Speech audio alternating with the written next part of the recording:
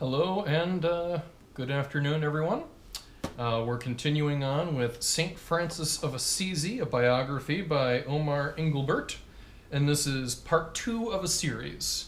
And we'll have them as many parts as is necessary.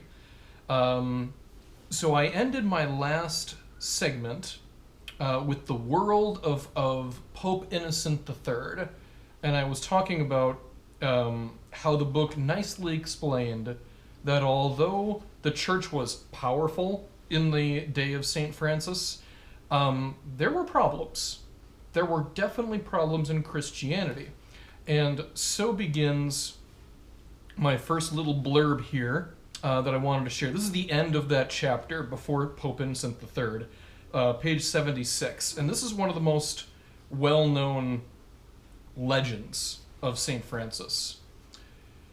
The great statesman, Pope Innocent III, likewise realized the assistance that Francis could bring to the church. He was reminded of a dream that he had a few nights previously, presumably before he met St. Francis.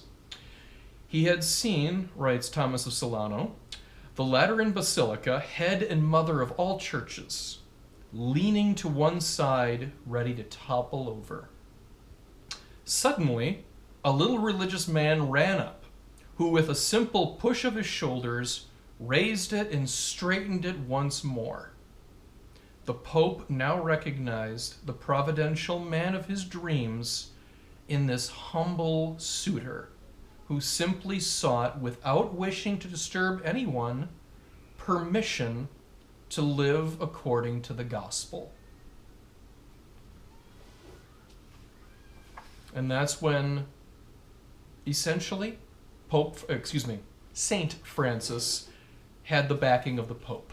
The Pope, he just had this vision. And again, the way I read it, Pope Innocent III had this dream before he met Saint Francis. And he realized in this dream, this prayerful vision, that the way for the church to survive, the corrupting influences of that era, which again are very common all throughout history, there is so much in common with their problems and the problems with the church and the world today, of people just not living their faith the way Christ desires for us to do. And he saw St. Francis pushing the church back up straight to how it's supposed to be. Amazing. One little line I wanted to share with you on page 90. The simple man, again, St. Francis, himself the soul of honor, Francis was suspicious of none.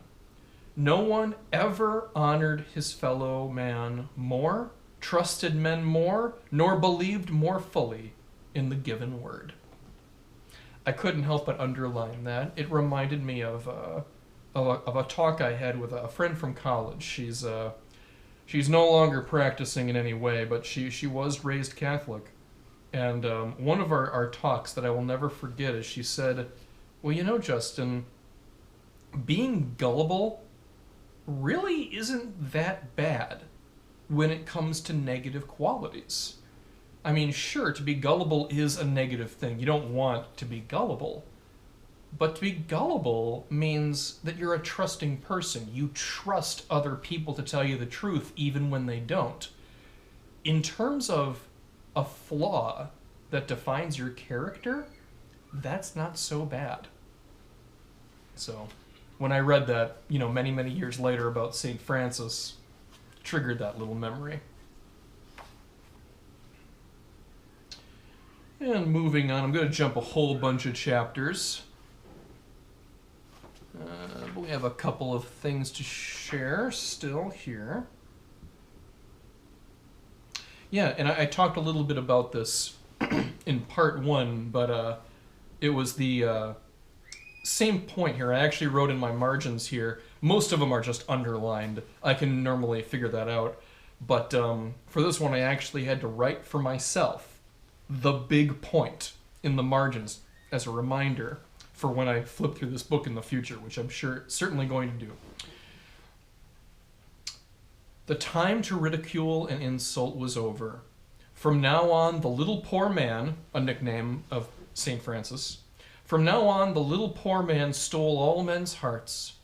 Instead of sowing, like so many of the reformers, the seeds of rebellion and hatred, he built up, showed the tasks that needed to be done, and nourished souls eager for perfection and holiness.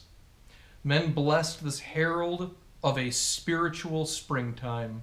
Even robbers, touched by his respect and trust, were friendly inclined. As for a name I'm not going to try to pronounce because I'll certainly get it wrong, and other heretics, he did not try to win verbal victories over them, and these disputers usually left him in peace. I wrote the big point in the margin for that because this is what we need to be doing. As a priest, obviously this falls to me in a certain way, but it falls to all of us. This is what we're supposed to be doing. We are not supposed to be sowing the seeds of rebellion and hatred. That is so tempting to do. But no, we are meant to build up one another, show the tasks that need to be done, and nourish one another's souls as we are eager for perfection and holiness. That is spiritual springtime. And I dearly, dearly hope it's around the corner because I love to see that in a human life that I know. And for so many people that just, they give up on the best part of themselves. They give up and they settle for lowest common denominator living. And in spite of that, I see people that just awaken to this spiritual springtime. They have a renewed love for God, a renewed sense of their own dignity, and a renewed sense of compassion to serve one another in the church. And I love that. And if there was a magic spell that just let me automatically give that feeling to everyone, I'd probably take it. But as we all know, that's not how the world works. We need to be like Saint Francis. We need to show each other the way.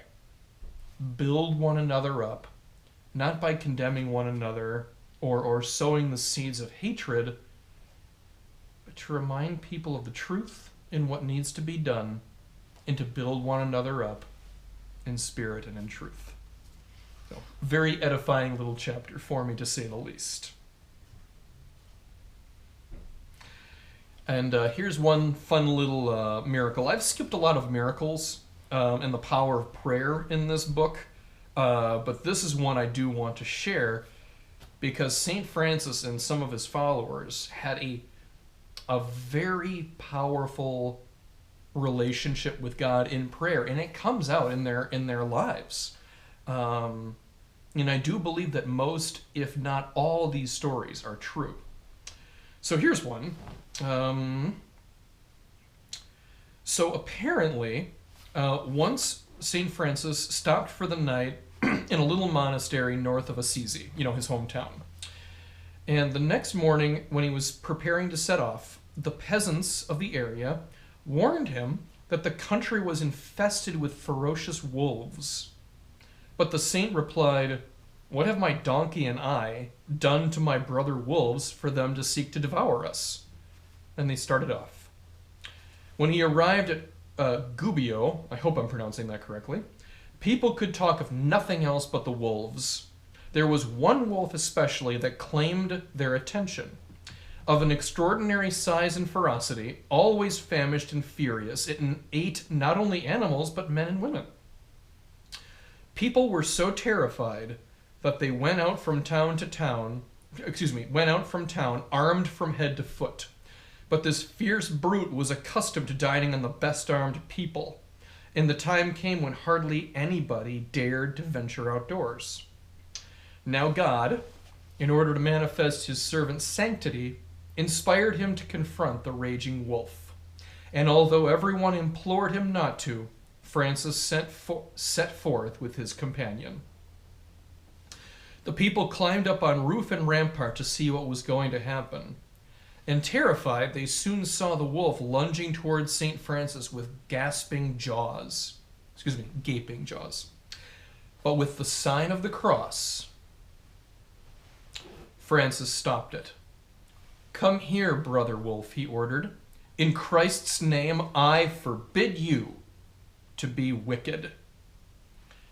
At these words, the wolf put its head down and came and lay at Francis's feet. "Brother Wolf, I am very sorry to hear of the dreadful crimes you have committed on these parts, even going as far as to kill creatures created in God's image. You deserve death by torture like the worst of murderers, and I understand why the people detest you. But I want to reconcile you with them so that they will not be afraid of you anymore, and you will not have to fear anything from them or their dogs." The wolf made signs to show that these words were most pleasing to it. St. Francis continued, "If you agree to make peace, brother wolf, I will tell the people to feed you as long as you live, for I know that it was hunger that drove you to commit these many crimes. Do you promise never to harm man or beast again?" The wolf bowed its head to show that it agreed, and to seal the pact, placed its right paw in the saint's outstretched hand. Francis then led the animal into town. The wolf followed its benefactor like a lamb.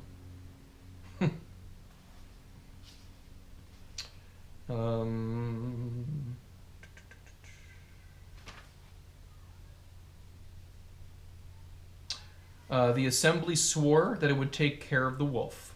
And again the wolf knelt, bowed its head, wiggled its ears, and wagged its tail, and by placing its right paw in the saint's hand once more indicated that it would keep the pact.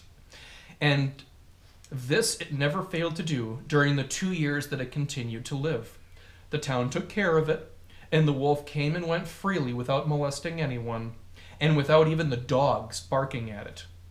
It died of old age, and the grief was universal at its death among the townsfolk, for the people had become attached to it, and when they saw it peacefully trotting around town, they thought of Saint Francis, whose memory was so dear to those inhabitants.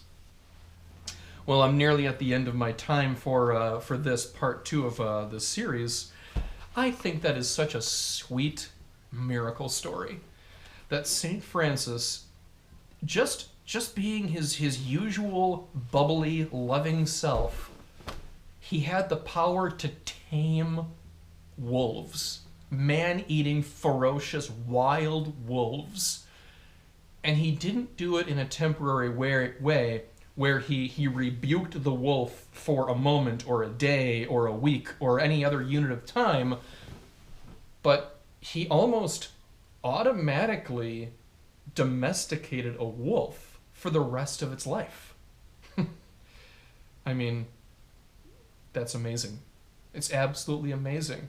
And I think the book did a good job at explaining that part of the lesson we're supposed to get, because every miracle story has a lesson about what God wants from us. And the lesson for that story is that Saint Francis had a sanctity about him, and everything he did for the glory of God. Things to think about, certainly. So thank you for watching. Showing off my other reading jacket for today. I'm going to just cycle them through as much as I can, because why not? I will certainly film one more video tomorrow, and then I'll wrap up the series next week as necessary. So thank you for watching. Stay safe. God bless. And everything you do, let it be for the glory of God.